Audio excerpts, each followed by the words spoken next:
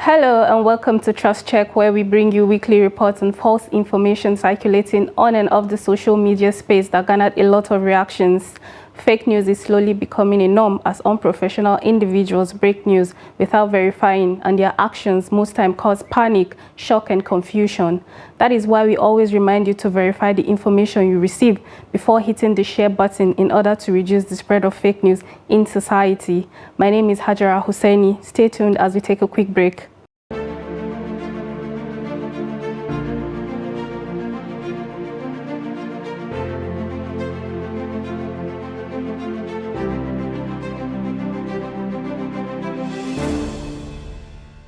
Welcome back.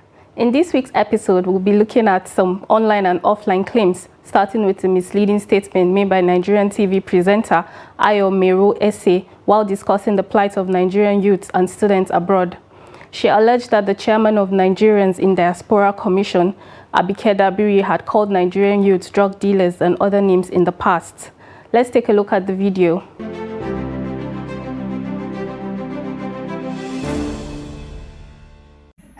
Nigerians like to demarket Nigerians on the international scene. Take it back to 2016, our president, the chief ambassador of Nigeria, had referred to Nigerian youths as largely lazy, and that the United Kingdom should not grant young people asylum because they were criminal. Some of the Nigerian youths were criminal.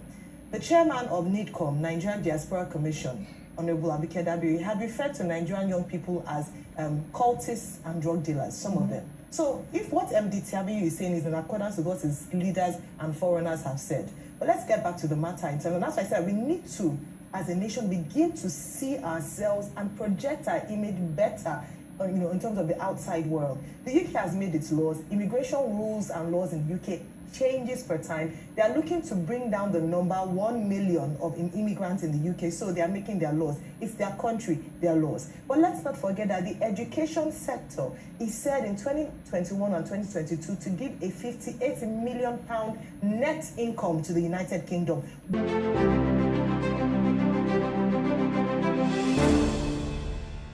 Mero Ese was reacting to an issue that trended recently involving a Nigerian, MD Tiamiyu, who told the BBC that Nigerians are migrating to study in the UK under false pretenses. She said Tiamiyu's revelation followed the footsteps of other notable Nigerians who have spoken ill of young Nigerians on international platforms.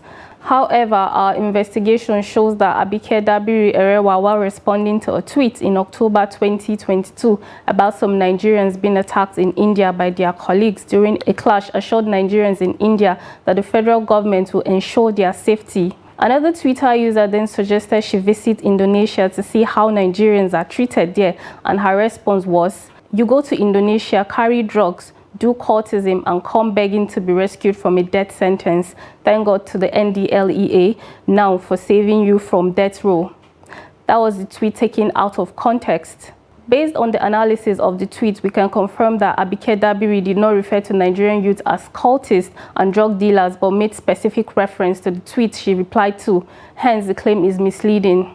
The next claim was also made on Twitter, where the user claimed that Nigeria's former president, Olusegun Obasanjo, cleared Nigeria's foreign debts, paid off a 2.5 trillion naira pension through the Pension Reform Act, built 10 power plants, and licensed the use of Global System Mobile Communication, GSM. The tweet garnered a lot of reactions. Some comments under the tweet identified the author as intellectually dishonest, while others highlighted that it was forgiving debt and not repaid debt, so that does not count. While the last comment is not far from the truth, the Obasanjo-led administration met a debt of $28 billion in 1999 when he assumed office, and was able to reduce that significantly to $2.1 billion. Many reports, however, said it resulted from the huge debt write-off by the London and Paris Club foreign creditors, which reduced the local and foreign debt by 31.8%. In 2004, the Center for Global Development noted that it supported Nigeria in securing a relief package from her Paris Club creditors. The CGD began working on Nigerian debt issues to provide analytical support and to persuade its creditors to agree to an appropriate debt relief package. And in October 2005, Nigeria and the Paris Club announced a final agreement for the debt relief worth $18 billion. Based on this verifiable report, we can confirm that the Obasanjo-led administration cleared a large amount of the country's debts, but left behind 2.1 billion foreign debts, making the claim in the first tweet misleading. On the claim of building 10 power plants, the Niger Delta Power Holding Company mentioned that Olusegun Obasanjo established the National Integrated Power Plant and the NDPHC to tackle power energy in the country.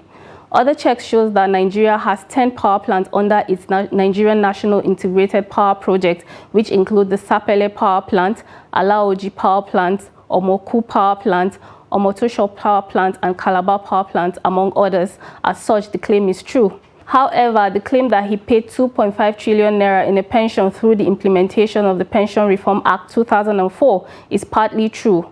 This is because the Pension Reform Act established the National Pension Commission as a body to regulate, supervise, and ensure the effective administration of pension matters in Nigeria. The Commission gives Obasanjo credit for enacting the Pension Reform Act in 2004, and a report on their website shows that they experienced a net growth and were able to rake in 12.4 trillion naira, which exceeded the 2.6 trillion deficit the Commission had before the reform. Similarly, it is impossible to speak about the advent of GSM in Nigeria and not attribute it to Obasanjo.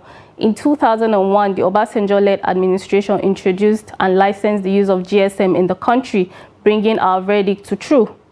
The next claim was made by former President Muhammadu Buhari while he was giving his farewell speech.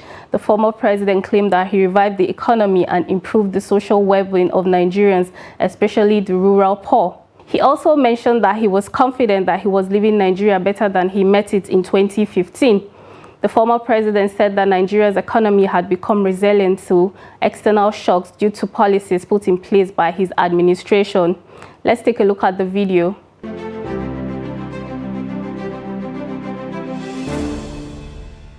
The Nigerian economy has become more resilient due to the various strategies put in place to ensure that our economy remain afloat during cases of global economic downturns.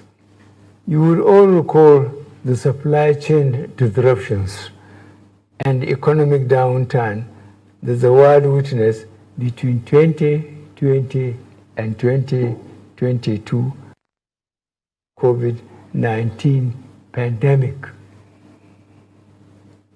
The depthness of our response to the pandemic still remains a global best practice. Furthermore, we increase the ability of the poor and rural Nigerians to earn a living, provide more food for millions in our villages, and give our women opportunities to earn a living. Young men and women in urban centers were also supported their skills into productive use.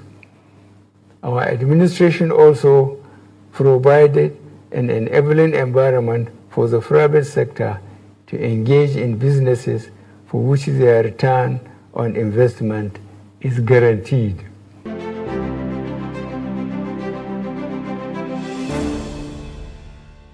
Recall that Nigeria's economy went into recession twice, the worst run in 33 years of the country's existence. The National Bureau of Statistics announced in August 2016 that Nigeria slipped into recession primarily due to its inability to address structural adjustments that will avert the recession.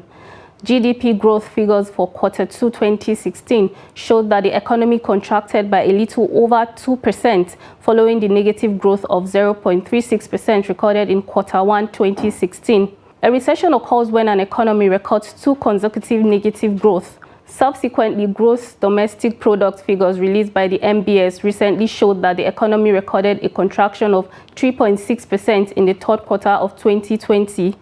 The cumulative GDP for the first 9 months of 2020 stood at minus 2.4%.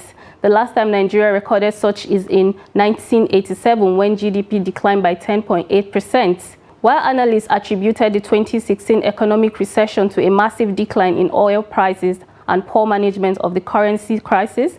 The 2020 economic recession, however, was blamed on the fallout of the COVID-19 pandemic, which has affected many economies of the world.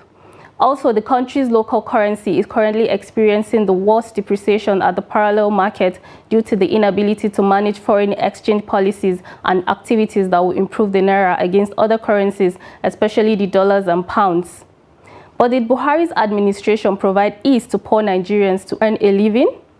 Well, the administration of former Muhammadu Buhari introduced some empowerment programs to alleviate poverty and improve the skills and social well-being of Nigerians. These programs include the N-Power, Graduate Entrepreneurship Empowerment Program, School Feeding Program, Conditional Cash Transfer to Poor Nigerians, Trade Money, Market Money, among others. The federal government has said it spends at least 500 billion naira annually to execute these social welfare projects. However, since the inception of these programs over 6 years, it has made little or no impact to reduce poverty or make Nigerians earn a good living. This is corroborated by the recent report by the National Bureau of Statistics on poverty. The former president in his speech also said his administration provided a conducive environment for businesses to grow and make a profit. Contrary to that claim, records have shown that under his administration, many businesses fared badly and suffered multiple taxation and other harsh economic challenges that saw some of them fold up. Also, a recent report by the Small and Medium Enterprises Development Agency revealed that the number of MSMEs dropped from 41 million to 39 million. The drop was attributed to the COVID-19 pandemic and other economic factors. Similarly, Buhari said the federal government was able to curtail terrorism and banditry in the country. When former President Muhammadu Buhari was sworn into office in 2015 to begin his first term, and in 2019 following his re-election, his 3-point agenda was to tackle insecurity, improve the economy, and curb corruption. While terrorism has been considerably put under check in the Northeast, the government has not been able to decimate banditry in the Northwest, and analyses have shown that the security situation in the country has generally worsened, despite trillions of naira spent on security. Data from the Nigeria Security Tracker show that almost 60,000 people have been killed in Nigeria due to violent acts within 7 years from May 2015 to May 2022 under the Buhari-led administration. By implication, it means that at least 21 people have been killed every day during the period. While deaths attributed to Boko Haram have dropped by some accounts, up to 90% other violent actors have kept the death rate increasing. Bandits have increasingly become brazen in kidnapping and killing innocent Nigerians. So have the activities of unknown gunmen in the southeast, as well as herder-farmer clashes in the north-central part of the country. Buhari further highlighted some legacy projects which he completed, like the Second Niger Bridge and other important roads linking states. The former President Muhammadu Buhari actually completed the Second Niger Bridge, a major road that links many states to the south-south and southeast. The Second Niger Bridge was conceptualized in 2005. In 2014, there was an attempt to begin the project through public-private partnership, but this was not successful. The construction began in 2016 with the Presidential Infrastructure Development Fund. It was, however, completed and commissioned on May 23, 2023, and was later renamed President Muhammadu Buhari Bridge. The bridge is said to be 1.6 kilometers long. Under the reign of Muhammadu Buhari, the local Oweto Bridge was completed across River Niger to link Benue to Nasarawa State, and the Ikom Bridge in Cross River State.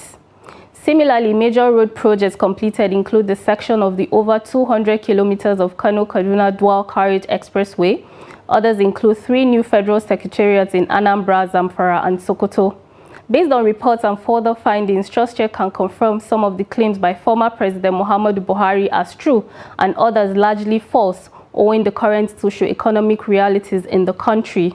While we bring you weekly reports on false information in circulation, a simple way to stop the spread of misinformation and disinformation is by verifying before hitting share. For more details on the fact checks, visit www.trustcheck.dailytrust.com and follow us on all our social media accounts at Trust TV News. My name is Hajara Hussaini. See you next week.